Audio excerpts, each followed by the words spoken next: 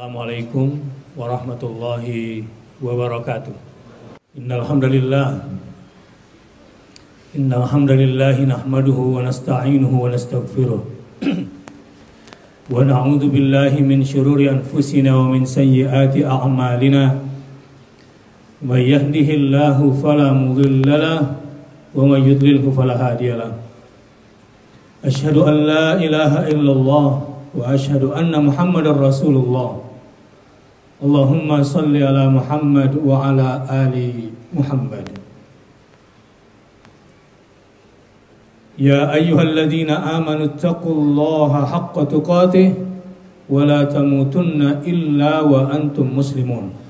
Sidang Jumat rahimakumullah, mengingat banyaknya jamaah yang masih berdiri di luar dan akan masuk, coba dipenuhi dulu saf terdepan. Silakan maju dan penuhi saf terdepan.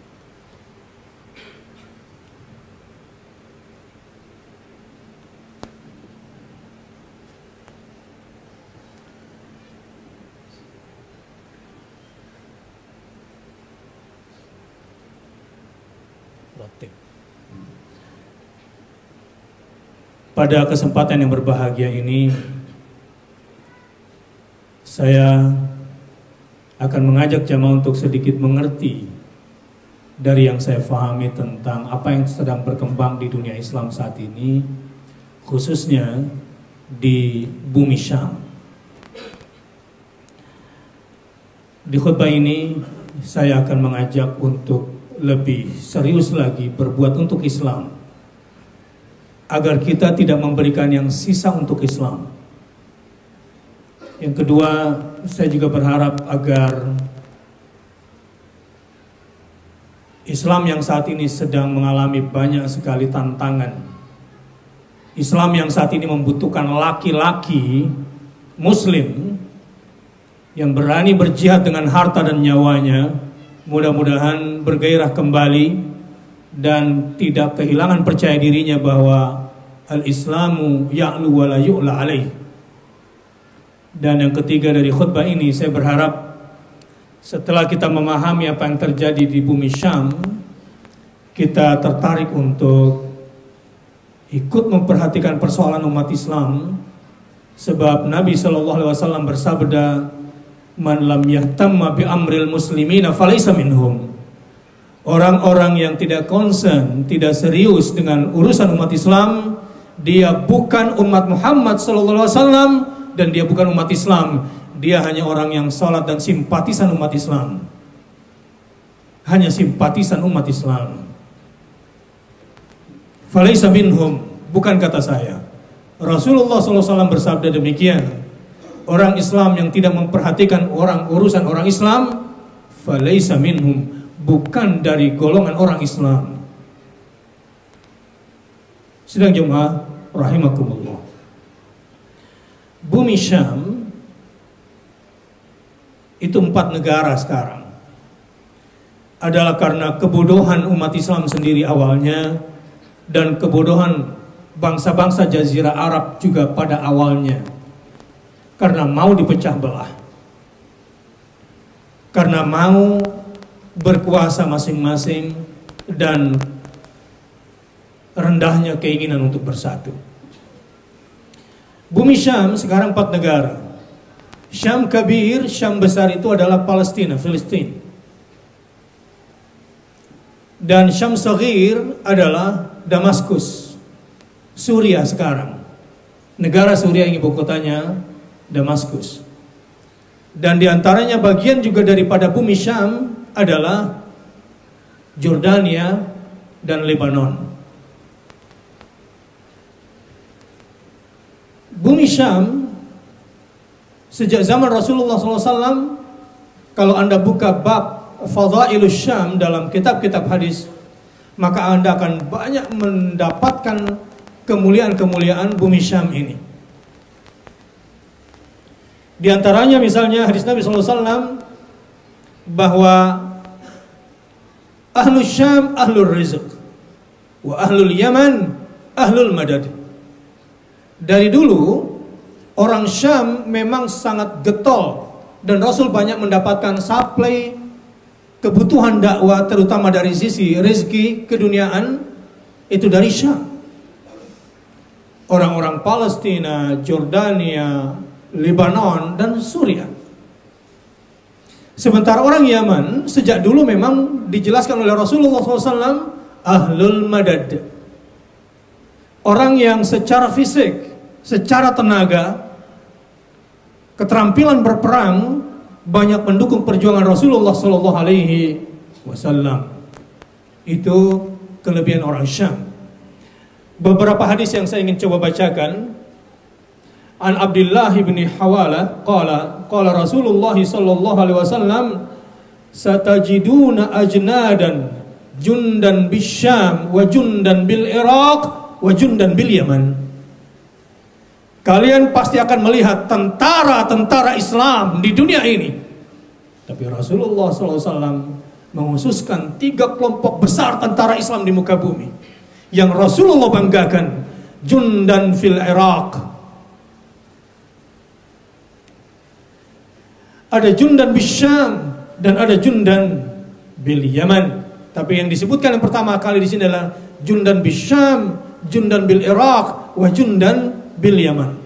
Ada tentaraku nanti di Syam, ada pasukanku di Irak, dan ada pasukanku di Yaman. Tentu juga ada pasukanku di Indonesia, insya Allah. Allahu Akbar. Qala Abdullah faqultu khirli ya Rasulullah, faqala alaikum bisyam. Kemudian Abdullah berkata, aku berdiri di hadapan Rasulullah, ya Rasulullah, pilihkan aku di tentara yang mana aku harusnya bergabung. Rasulullah SAW kemudian memilihkan untuk Abdullah, pilih dan bergabunglah dengan pasukan Syam. Rasulullah SAW pernah berdoa di hadapan para sahabatnya, Allahumma barik lana fi yamanina, Allahumma barik lana fi syamina wa yamanina. Ya Allah, berkahilah Syam kami, berkahilah Yaman kami. Lalu sahabat bertanya, wa najdina ya Rasulullah, dan Najd kami ya Rasulullah. Rasulullah tidak menjawab. Ada beberapa takwil tentang Najd. Kalau sekarang barangkali secara fisik Najd itu Riyadh dan sekitarnya. Tapi beberapa ulama menafsirkan kata Najd ini adalah dengan pengertian yang lain. Rasulullah kemudian berdoa sekali lagi, ya Allah, berkahilah Syam kami, berkahilah Yaman kami. Wa najdina ya Rasulullah. Rasulullah diam. Kemudian Rasulullah SAW berdoa sekali lagi, lalu kemudian menyebutkan ketika sahabat berkata, wa najdina ya Rasulullah, Rasulullah bersabda, hunalika dhaharat az-zalazil wal fitan. Di Najd itu nanti akan muncul kegoncangan dan beberapa fitnah. Saya kira itu juga bukan hal baru, karena Rasulullah SAW awal juga mendapatkan tantangan. Terbesar dakwahnya adalah dari kaum Quraisy. Sidang Jumat rahimakumullah. Beberapa sahabat-sahabat Nabi yang terkemuka, Abu Ubaidah al-Jarrah, salah satu sahabat paling penting yang digelari Rasulullah SAW. Setiap umat itu punya orang kepercayaan. Kata Rasulullah, wa aminu hadhil ummah, dan orang kepercayaan umat ini adalah Abu Ubaidah al-Jarrah. Para sahabat mulai dari tim 6 ketika ingin menentukan siapa yang seharusnya menjadi khalifah pasca wafatnya Rasulullah SAW, bersepakat ingin memajukan Abu Ubaidah.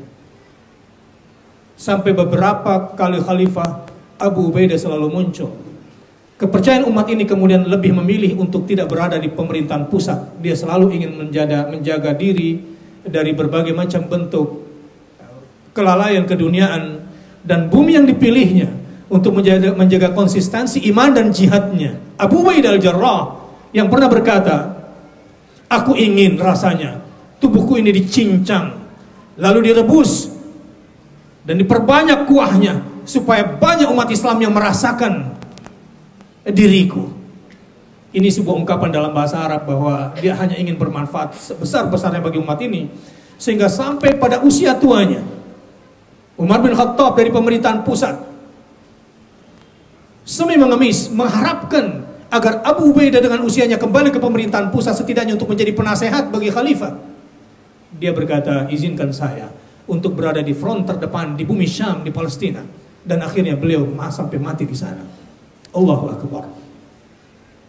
Karena begitu mulianya bumi Syam. Apa yang terjadi pada masa kita sekarang? Pergolakan yang terjadi di Suriah awalnya memang ada imbas kecil dari pengaruh Arab Spring, Ar-Rabi al-Arabi. Ada sebuah tuntutan kecil dari masyarakat untuk bebas. Karena sudah terlalu lama sebetulnya masyarakat Damaskus dan Suriah secara umum dipimpin oleh pemerintahan Syiah Alawiyah sejak zaman Hafid al-Assad yang sudah bekerja sama dengan pemerintahan Israel yang menyerahkan dataran tinggi Golan yang merupakan daerah strategis umat Islam kepada Israel, dan dia diperkenankan untuk menjadi penguasa yang sebetulnya dia hanya dari kelompok Nusairiyah yang hidupnya di bukit-bukit sana, tiba-tiba menjadi berkuasa karena memang bekerja sama dengan pemerintahan Israel. Saudara-saudara, saya perlu sampaikan ini dan sebuah sudut pandang yang mudah-mudahan saya bisa kombinasikan antara nususus syar'iyyah dengan kontekstual politik yang terjadi saat ini. Sebab kalau kita memahami masalah Suriah tidak punya dasar-dasar teks-teks syariat, hanya melihat dari kacamata politik ansih, maka kita kemungkinan besar akan tersesat. Karena para pengamat politik dan pengamat militer selamanya dalam melihat perkembangan dunia itu dengan dua cara pandang. Satu, kemana kebijakan luar negeri negara-negara besar. Yang kedua, apa maslahatnya bagi dirinya, kelompoknya, dan negaranya. Dan kita tidak akan pernah mendapatkan objektivitas itu kalau kita tidak kembali kepada teks-teks syariat dalam melihat persoalan ini. Saya ingin cerita dulu bahwa kepemimpinan yang terjadi pada akhirnya ada minoritas Syiah yang memimpin mayoritas Sunni di Suriah. Dan ini sudah berlangsung lebih dari 40 tahun. Dari Hafid Assad ayahnya kepada Bashar Assad anaknya ini. Lalu ada letupan kecil dari Arab Spring. Tetapi kemudian perlu Anda ketahui, Irak sosialis. Dan beberapa negara itu sosialis. Tapi kalau Anda mau tahu, sosialisme di Arab itu sebetulnya belajar semuanya pada sosialisme yang ada di Suriah.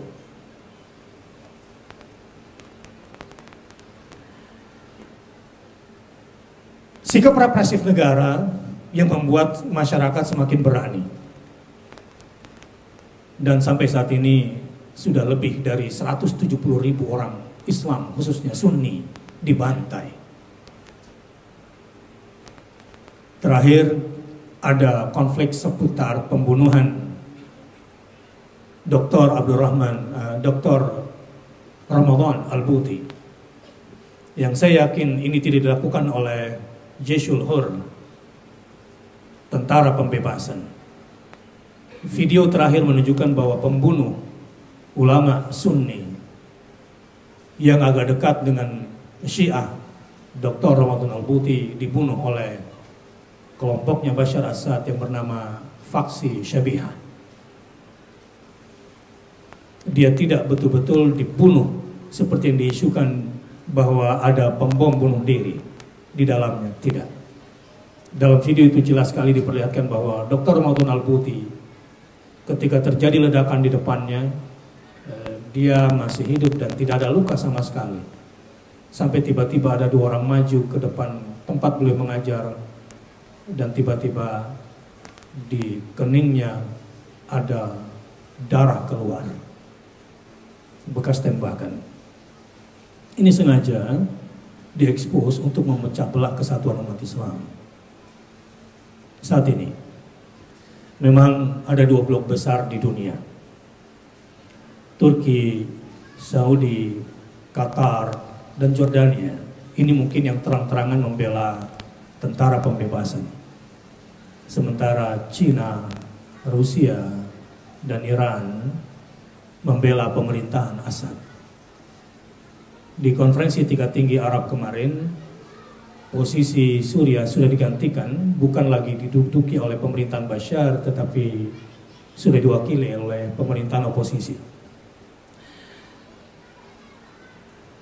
Apa yang ingin saya katakan di pertemuan ini adalah bahwa terlepas dari eskalasi politik yang sedang berkembang di dunia ini, Baitul Maqdis pada zaman Umar bin Khattab tidak dikuasai kecuali setelah dikuasainya Suriah oleh umat Islam. Salahuddin al-Ayyubi belum memerangi Yahudi sebelum menghabisi Fatimiyah, kekuasaan Syiah di Mesir saat itu.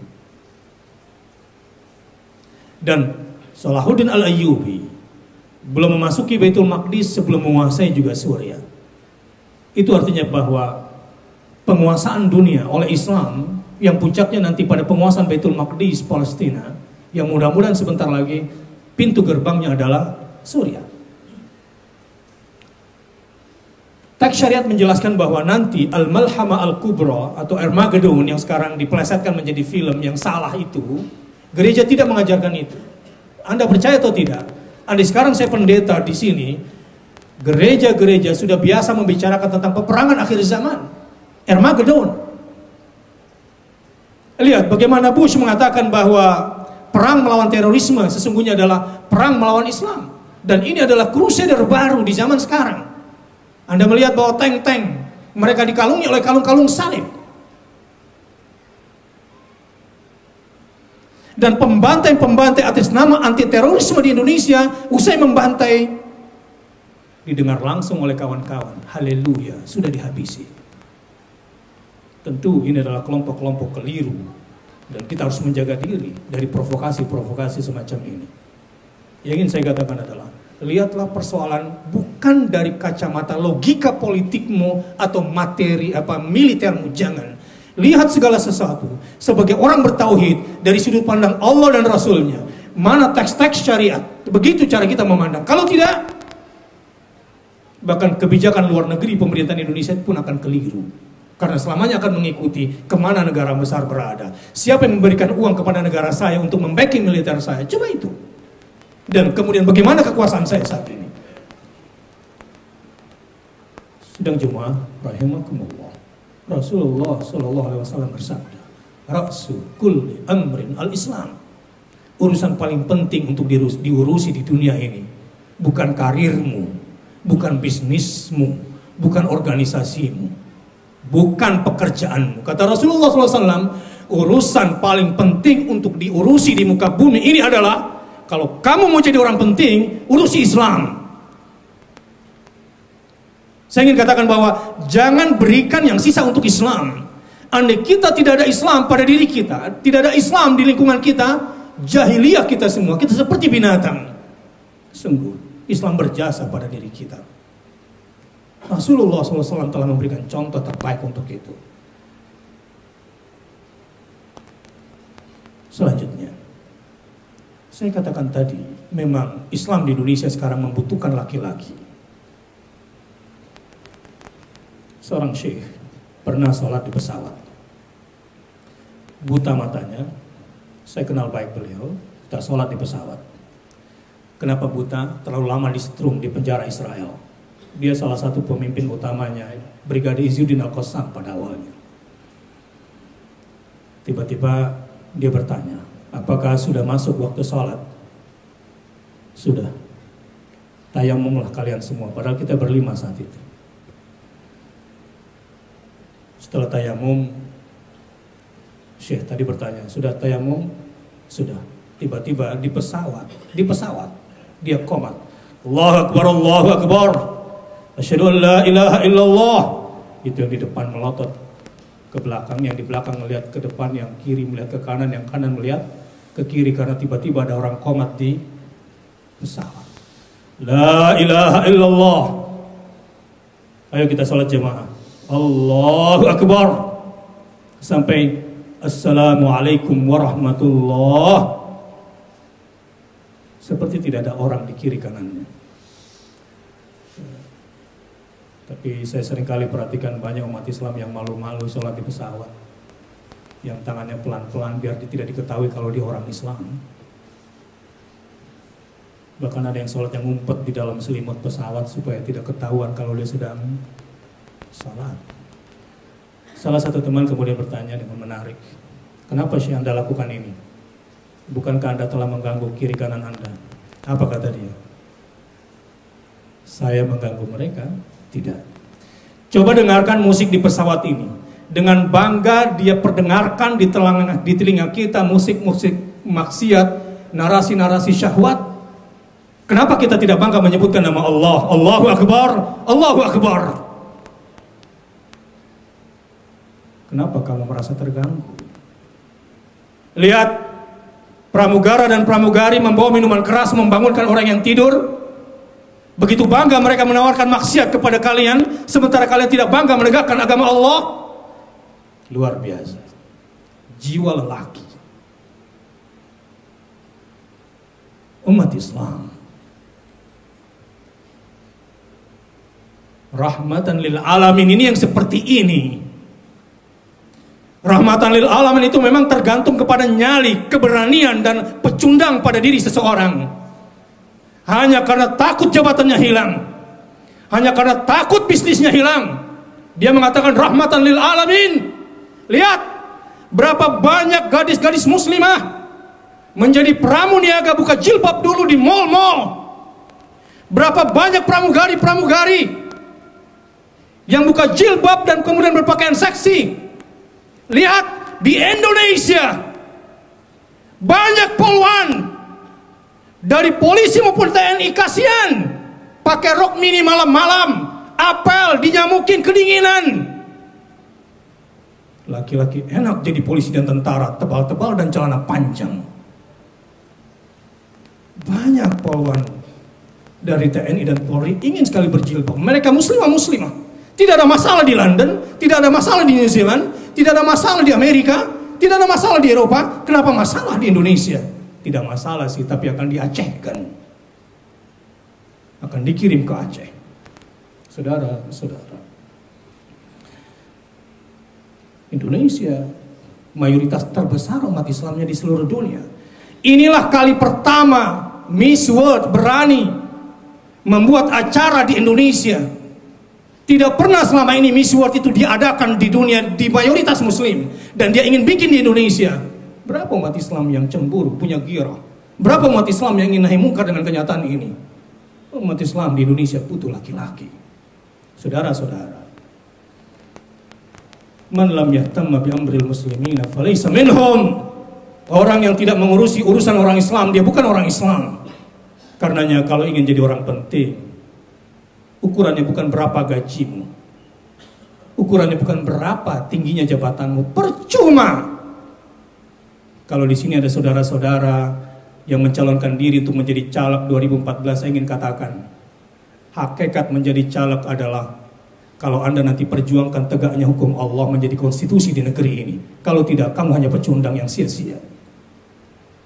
Siapapun yang mencalonkan diri untuk menjadi seorang eksekutif di negeri ini, kalau tidak ada di kepalanya bagaimana caranya saya melaksanakan undang-undang hukum Allah di bumi Indonesia sesuai dengan Pancasila Sila pertama, ketuhanan yang Maha Esa, menegakkan negara ini sesuai dengan Pancasila, kerakyatan yang dipimpin oleh hikmat, bukan pemilihan langsung, bebas seperti ini liberalisme, sudah menyimpang negara ini secara ideologis. Dibutuhkan keberanian orang-orang yang mengembalikan negara ini kepada posisinya yang sesungguhnya, seperti para pendiri bangsa ini mendirikan negeri ini. Sidang Jumat rahimakumullah, mudah-mudahan setidaknya apa yang saya sampaikan dari isi hati saya ini memberikan gerak nafas, gejolak darah, seperti Bung Tomo yang berkata, wahai Inggris, kami bangsa Indonesia, khususnya orang-orang Surabaya, ingin meyakinkan kepada kalian bahwa kami sungguh-sungguh ingin merdeka. Allahu Akbar, itu yang diteriakkan. Seperti sang Panglima Besar Jenderal Sudirman yang berkata kepada semua TNI, aku sanggup memimpin kalian untuk menegakkan negara kesatuan Republik Indonesia sampai tetes darah penghabisan. Guru Muhammadiyah yang TBC ini punya jiwa. Berbaju panjang karena dadanya rapuh, ditandu karena fisiknya tidak kuat, tapi dia punya jiwa. Sang jenderal besar yang selalu menyebut Bismillahirrahmanirrahim di setiap pidatonya, dan selalu dihiasi dengan Allahu Akbar. Sidang jemaah rahimakumullah, kembali ke bumi Syam. Perhatikan saudara Anda di sana, agar Anda menjadi yang terpilih seperti yang dipilihkan oleh Rasulullah SAW. Jika mengaku umat Muhammad, berikan yang terbaik untuk saudaramu, minimal doa kita pada hari ini, dan bantuan apa yang bisa kita berikan kepada mereka. Barakallahu li wa lakum fil Qur'anil Karim, wa nafa'ani wa iyyakum bima fihi minal ayat wa dzikril hakim, wa taqabbala minni wa minkum tilawatahu innahu huwal ghafurur rahim. Alhamdulillah wa kafa, wassalatu wassalamu ala nabiyyil mustafa wa ala alihi wa sahbihi wa man tabi'ahu ila yaumil wafa. Asyhadu an la ilaha illallah wa asyhadu anna Muhammadar Rasulullah. Allahumma shalli ala Muhammad wa ala ali Muhammad. Ya ayyuhalladzina amanu taqullaha haqqa tuqatih wa la tamutunna illa wa antum muslimun. Innallaha wa malaikatahu yusholluna 'alan nabi. Ya ayyuhalladzina amanu shallu 'alaihi wa sallimu taslima. Wa 'ala sahabati ajma'in, Abi Bakrin wa Umar wa Uthman wa Ali, wa 'ala tabi'in wa tabi'it tabi'ina lahum bi ihsanin ila yaumiddin, warhamna ma'hum bi rahmatika ya arhamar rahimin. Allahumma ighfir lil muslimin wal muslimat wal mu'minin wal mu'minat al ahya'i minhum wal amwat, innaka sami'un qaribun mujibud da'wat ya qadiyal hajat. Rabbana dhalamna anfusana wa in lam taghfir lana wa tarhamna lanakunanna minal khasirin. Allahumma inna nas'aluka ridhaka wal jannah wa na'udzu bika min sakhatika wan nar. Rabbana hab lana min azwajina wa dhurriyyatina qurrata a'yun waj'alna lil muttaqina imama. Allahumma a'izzal islam wal muslimin. Allahumma a'izzal islam wal muslimin. Allahumma a'izzal islam wal muslimin wa ahlikil kafarata wal musyrikin a'da'aka a'da'ad din. Allahumma ansur man nasarad din wa khudul man khadalal muslimin. Allahumma ansur ikhwanana fi Rohingya. Allahumma ansur ikhwanana fil Iraq. Allahumma ansur ikhwanana fis Syam wa fi kulli makan. Rabbana taqabbal minna innaka antas samiul alim wa tub alaina innaka antat tawwabur rahim. Allahumma aktubna 'ala syahada fi sabilik. Ya Allah, kematian pasti akan datang merenggut kami. Kami memilih. Jika kematian itu pasti, pilihkanlah kami mati sebagai syahid di jalan-Mu ya Rabbana. Pilihkan kami untuk mati sebagai syahid di jalan-Mu ya Rabbana. Jika kematian itu pasti, pilihkanlah kematian kami adalah mati di jalan-Mu. Rabbana atina min ladunka rahmah wa hayyi' lana min amrina rasyada.